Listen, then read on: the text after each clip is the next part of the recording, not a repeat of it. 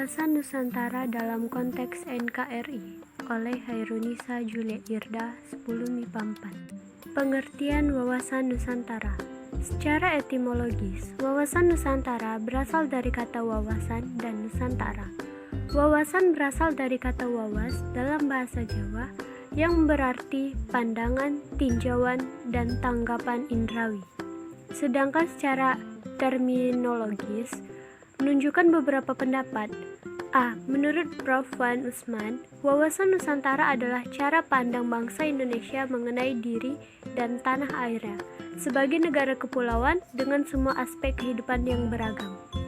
Menurut GBHN 1998, wawasan Nusantara adalah cara pandang dan sikap bangsa Indonesia mengenai diri dan lingkungan dengan dalam penyelenggaraan kehidupan bermasyarakat, berbangsa, dan bernegara.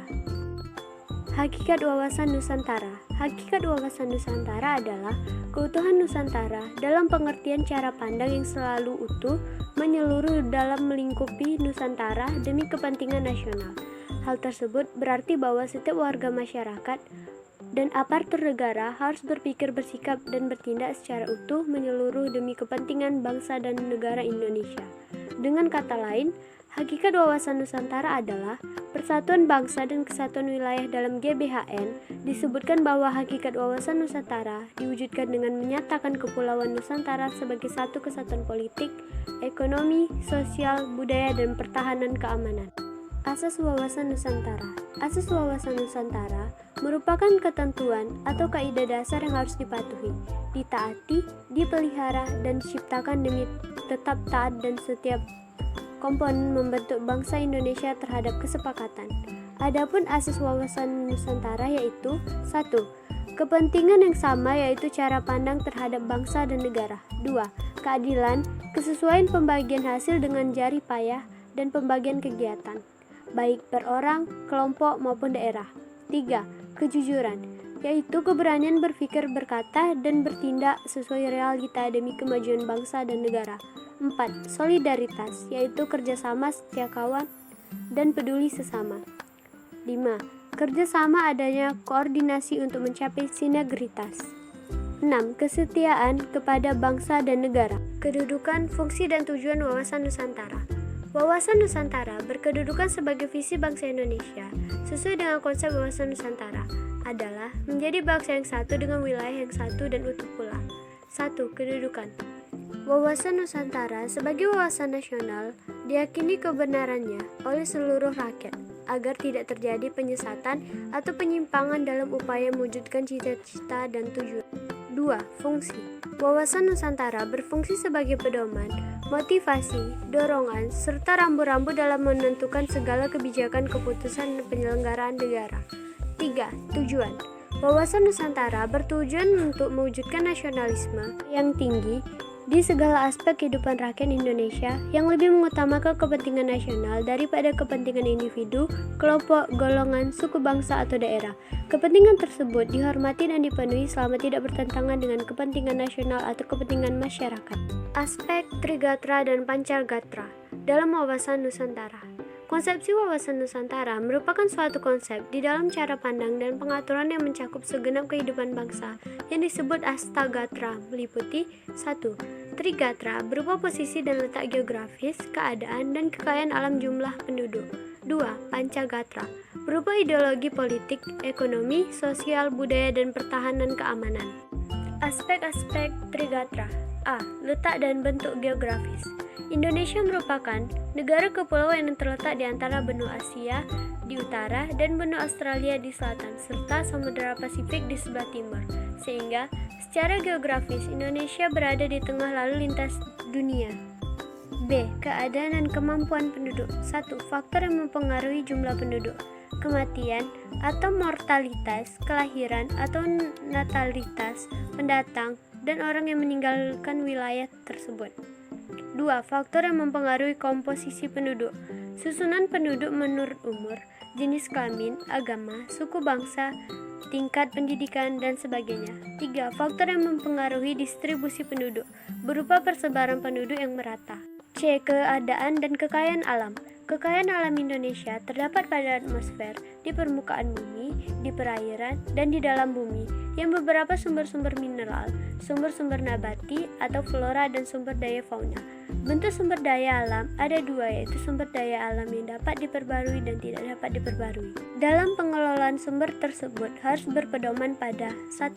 Asas maksimal dalam penciptaan kesejahteraan rakyat. 2. Asas lestari dengan menjaga keseimbangan alam. Dan 3. Asas berdaya saing dengan sumber daya dari negara lain. Aspek-aspek Pancasila Gatra. Pancasila adalah aspek-aspek kehidupan nasional yang menyangkut kehidupan dan pergaulan hidup dalam masyarakat dan bernegara dengan ikatan atau aturan-aturan dan norma-norma tertentu. A. Ideologi, pengetahuan dasar atau cita-cita. Strategi pembinaan ideologi harus berprinsip pada 1. Setiap warga harus mengaktualisasikan dalam kehidupan. 2. Ideologi harus menjadi panglima, bukan sebaliknya. 3. Mengakui keanekaragaman dalam hidup berbangsa. 4. Memanusialisasikan Pancasila sebagai ideologi liberasi, religius, demokratis, dan berkeadilan.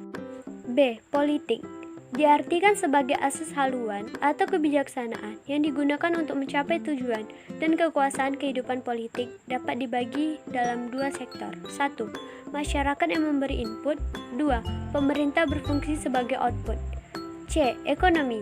Kegiatan ekonomi adalah seluruh kegiatan pemerintah dalam masyarakat dan mengelola faktor produksi barang dan jasa untuk kesejahteraan rakyat. Pembangunan ekonomi dilaksanakan bersama atas dasar kekeluargaan. Ekonomi kerakyatan harus menghindari free fight liberalisme atetis. Pembangunan ekonomi dilaksanakan bersama atas dasar kekeluargaan. Ekonomi kerakyatan harus menghindari free fight liberalisme, etatisme, dan tidak dibenarkan adanya monopoli. D. Sosial budaya dapat diartikan sebagai kondisi dinamika budaya bangsa yang berisi keuletan untuk mengembangkan kekuatan nasional dan menghadapi ancaman, tantangan, halangan, dan gangguan atau ATHG. Ketahanan budaya merupakan pengembangan sosial budaya di mana setiap masyarakat dapat mengembangkan kemampuan pribadi dengan segenap potensi berdasarkan nilai Pancasila. Pertahanan dan keamanan. Pertahanan di bidang HANKAM adalah ketangguhan suatu bangsa dan upaya bela negara, di mana seluruh Ipolexo Budhankam disusun dan dikerahkan untuk menjamin sistem pertahanan keamanan rakyat semesta. Prinsip-prinsip sistem ketahanan nasional yaitu bangsa Indonesia cinta damai tetapi lebih cinta kemerdekaan. Pertahanan keamanan dan berlandaskan pada landas ideal Pancasila. Hubungan antar gatra. A. Ketahanan nasional pada hakikatnya bergantung kepada kemampuan bangsa dan negara di dalam mendayagunakan secara optimal gatra alamiah sebagai modal pasar untuk menciptakan kondisi dinamis yang merupakan kekuatan dalam penyelenggaraan kehidupan nasional panca gatra. B. Ketahanan nasional adalah suatu pengertian holistik, yaitu suatu tatanan yang utuh, menyeluruh dan terpadu. C. Ketahanan nasional Indonesia bukan merupakan suatu penjumlahan ketahanan setia getarnya, melainkan suatu resultan terkaitnya yang integratif dan kondisi dinamika kehidupan. D. Kelemahan salah satu gatra dapat mengakibatkan kelemahan di gatra lainnya dan mempengaruhi kondisi secara seluruh. Begitu pula peran serta warga negara mendukung implementasi wawasan kebangsaan. 1. Mendukung persatuan bangsa. 2. Mempunyai kemampuan berpikir kritis, bersikap rasional dan dinamis. 3.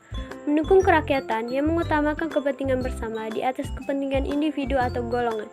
4. Mengembangkan ilmu pengetahuan dan teknologi yang dilandasi iman dan takwa.